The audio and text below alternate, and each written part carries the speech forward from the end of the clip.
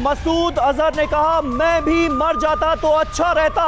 मसूद अजहर का आतंकी भाई मारा गया है, उसका पूरा परिवार खत्म हो गया है। मसूद अजहर खूंखार आतंकी अब तड़प रहा है। वो शख्स जिसने मानवता पर सबसे ज्यादा कहर ढाया वो इस वक्त अपनी ही आग में जल रहा है। मसूद ने कहा कि इस हमले में मैं भी मर जाता तो अच्छा रहता, यानी किसी मरे हुए इंसान से बदतर हालत हो गई है इस खूंखार आतंकी की जिसका नाम है मसूद अजहर, जैश का चीफ। वो ये कह रहा है कि मैं भी मर जाता तो अच्छा था। पूरा परिवार खत्म होने के बाद मसूद अजहर का ये बयान बता रहा है कि आतंक के आकाओं का क्या हाल हुआ है भारत की इस स्ट्राइक के बाद। सुमित, ये अपने आप में जो बयान है मसूद अजहर का वो ये बता रहा है कि इस बार डेंट कितना जबरदस्त लगा है। देखिए बिल्कुल, रवि ने भी जो पूछा और आप जो पूछ रहे हैं दोनों इंपॉर्टेंट एस्पेक्ट है। देखिए सबसे पहले तो ये कि अब ये टेररिस्ट ये मान के, मैं आपको बार बार कह रहा हूं कि इनके लिए तो ये एक ऐसा सेफ जोन था जहां पर ये आराम से अपनी मूवमेंट किया करते थे, ट्रेनिंग किया करते थे और इनको इस बात से वाकई कोई फर्क नहीं पड़ता था कि लॉन्च पैड्स पे क्या अटैक हो रहा है या फिर कोई कैंप बालाकोट पे क्या हुआ। लेकिन अब इनको सीधे तौर पर यह प्रभाव पड़ रहा है। इनको समझ में आ गया है कि अब अगर आपने कोई भी हरकत की, अगर आपने कोई भी पाकिस्तान आर्मी के कहने पर प्लानिंग की या आतंकवादी घटना को अंजाम दिया तो फिर चाहे वो भावलपुर हो या कराची के बाद कोई ऐसा अंदरूनी इलाका हो पाकिस्तान का जहां पर आप छुपते हैं वहां पर भी एयर स्ट्राइक्स की जाएगी। और ये रवि जिस तरीके से आपने पूछा, मुझे इस समय पूरे पाकिस्तान के अंदर सिक्योरिटी जो होगा मेजर कंसर्न होगा, उनके लोग भी कंसर्न होंगे, विश्वास उठ गया होगा मुझे लगता है। लेकिन एक शख्स उठ गया होगा। लेकिन बिल्कुल रवि, एक शख्स जो सबसे ज्यादा खुश होगा वो है इमरान खान। इमरान खान ये जानते थे कि मुनीर आखिरकार पाकिस्तान को मरवाएगा, पाकिस्तान को लगातार बेइज्जत कराएगा, इसीलिए उनको DGISPR की पद से हटाया गया। इमरान खान ये बात जानते थे कि इनके मंसूबे क्या है। इमरान खान ये जानते थे कि ये पूरे देश को एक बार फिर से युद्ध की परिस्थितियों में झोंकना चाहते हैं। शायद यही वजह है कि आज इमरान खान की बातें बहुत से पाकिस्तानी लोगों को याद आ रही होगी, बहुत से पाकिस्तान के जनरल को याद आ रही होगी। और ये इसलिए भी क्योंकि आसिफ मुनीर अपने एक एजेंडा पे चल रहे हैं, वो अपने एक इंडिविजुअलिस्टिक एजेंडा पे चल रहे थे जिसकी वजह से पहलगांव का ये अटैक कराया गया। लेकिन आज जो उनके इशारे पर ये आतंकवादी घटना, इस अटैक का इंपैक्ट आप देखिए पाकिस्तान में आतंकी ठिकानों पर तो जो पड़ा मसूद पर क्या पड़ा। पूरा परिवार खत्म होने के बाद मसूद अजहर क्या कह रहा है? वो कह रहा है किसी को भी रहम की उम्मीद नहीं करनी चाहिए, मैं भी मर जाता तो अच्छा होता। यानी कि दिल दिमाग में कैसा खौफ भरा है भारत की इस एक्शन का, इस कार्रवाई का, इस बयान से समझा जा सकता। और देखिए अगली लाइन इस ब्रेकिंग न्यूज की, 10 लोग मारे गए मेरे परिवार के, ये मान लिया है मसूद अजहर ने। और कह रहा है मसूद अजहर कि मैं भी मर जाता तो अच्छा रहता, अब तो किसी को भी रहम की उम्मीद नहीं करनी चाहिए।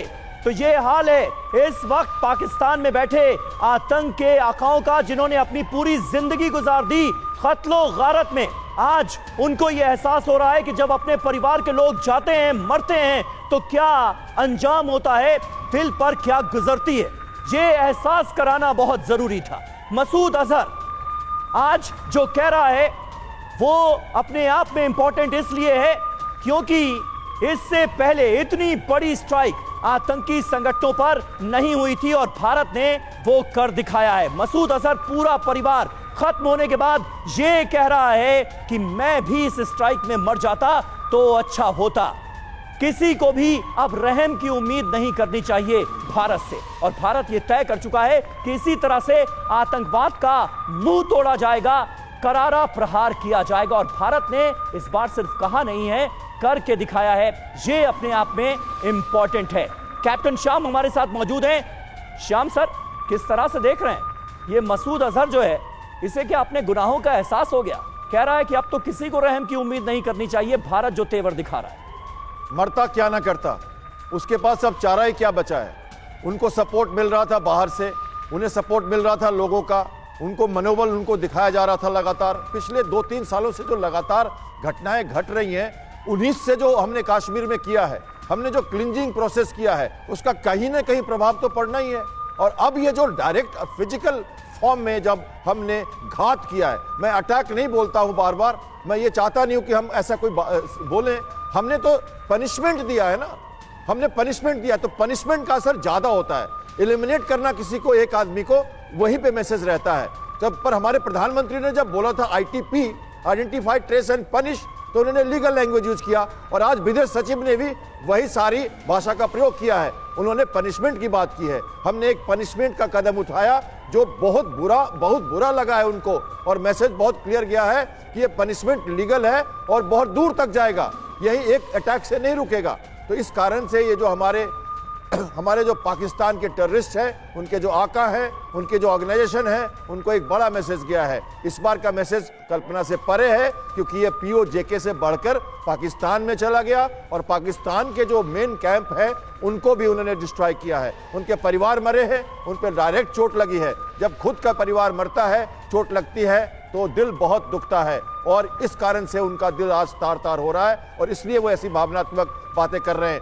काश ये बातें वो पहले करते, काश ये मानवता को बिल्कुल बिल्कुल बिल्कुल बिल्कुल, और काश ये बातें तमाम आतंकी संगठनों के रहनुमाओं को समझ आ जाए। मसूद रोया, बोला मैं भी मर जाता तो अच्छा रहता। परिवार खत्म होने के बाद मसूद अजहर करा रहा है, रो रहा है, कह रहा है कि भारत अब किसी पर रहम नहीं करेगा, किसी को बख्शेगा नहीं। दरअसल मसूद अजहर ने खुद ये माना है कि उसके परिवार के 10 लोग बेमौत मारे गए, मेरी बहन और उनके शौहर मारे गए, ये कह रहा है मसूद अजहर। यानी मसूद अजहर की बहन और बहनोई इस हमले में मारे गए। मसूद अजहर रो रहा है, करा रहा है, कह रहा है ऐसा लगता है कि भारत अब किसी पर रहम नहीं करेगा, इस हमले में मैं भी मर जाता तो अच्छा होता, मोदी ने सारे नियम तोड़ दिए, ये कह रहा है मसूद अजहर। भारत के हमले से सदमे में है ये आतंकी, और ये सदमा, ये दुख, ये गम अच्छा है, क्योंकि आतंकी मसूद अजहर को शायद आज इस बात का एहसास हो रहा है कि जब किसी परिवार का कोई शख्स गुजर जाता है, मारा जाता है किसी आतंकी हमले में, तो उस पर क्या गुजरती है। आज पूरा परिवार खत्म होने के बाद मसूद अजहर रो रहा है, कह रहा है कि मैं भी मर जाता तो अच्छा होता। मनीष, कैसे देखेंगे इसे? बिल्कुल, देखिए मसूद अजहर की ये हसरत भी जल्दी पूरी होगी। अब चूंकि वो बच गया है तो जल्दी फिर मसूद अजहर को टारगेट किया जाएगा, क्योंकि आतंक के खिलाफ ये लड़ाई रुकने वाली नहीं है। पाकिस्तान के खिलाफ जंग नहीं चलेगी, लेकिन आतंक के खिलाफ जो जंग शुरू हो गई है, ये जंग तब तक नहीं रुकेगी जब तक आतंकवाद का खात्मा नहीं हो जाता, और उसमें सबसे पहले नंबर पर है मसूद अजहर। और इसीलिए मसूद अजहर के परिवार के बाकी सदस्य भले ही मारे गए हैं, लेकिन मसूद अजहर का भी नंबर जल्द से जल्द आएगा, ये बात तो तय है। हाँ, एक बात जरूर है कि आज की कार्रवाई के बाद भारत ने दुनिया को ये बता दिया कि भारत अब वो सॉफ्ट स्टेट नहीं है कि भारत पर हमला हो, आतंकी हमला हो और सिर्फ बयानबाजी से काम चल जाए, बल्कि भारत अब सीमा से 100 किलोमीटर अंदर घुसकर उस देश में भी कार्रवाई करने से हिचकेगा नहीं जिसको दुनिया न्यूक्लियर स्टेट के तौर पर जानती है। यानी वो मुल्क जिसके पास न्यूक्लियर बम है, लेकिन इसके बावजूद पाकिस्तान की सीमा से 100 किलोमीटर अंदर जाकर बहावलपुर में अटैक किया गया, या फिर मुरीदके में अटैक किया गया, या फिर दूसरे और ठिकाने पर अटैक किया गया। और सबसे बढ़कर बात यह है कि भारत ने एक ही झटके में पिछले 20 साल के आतंकी हमले का हिसाब ले लिया। पार्लियामेंट अटैक से लेकर पहलगाम अटैक तक के जितने भी हमले थे, इन सब हमले में या तो लश्कर शामिल था, या जैशे मोहम्मद शामिल था, या हिजबुल मुजाहिदीन शामिल था। और पाकिस्तान के में कार्रवाई करके भारत ने इन तीनों आतंकी संगठनों के हेडक्वार्टर पर अटैक करके दरअसल एक ही झटके में पिछले 2.5 दशक के आतंकी हमले का हिसाब ले लिया है।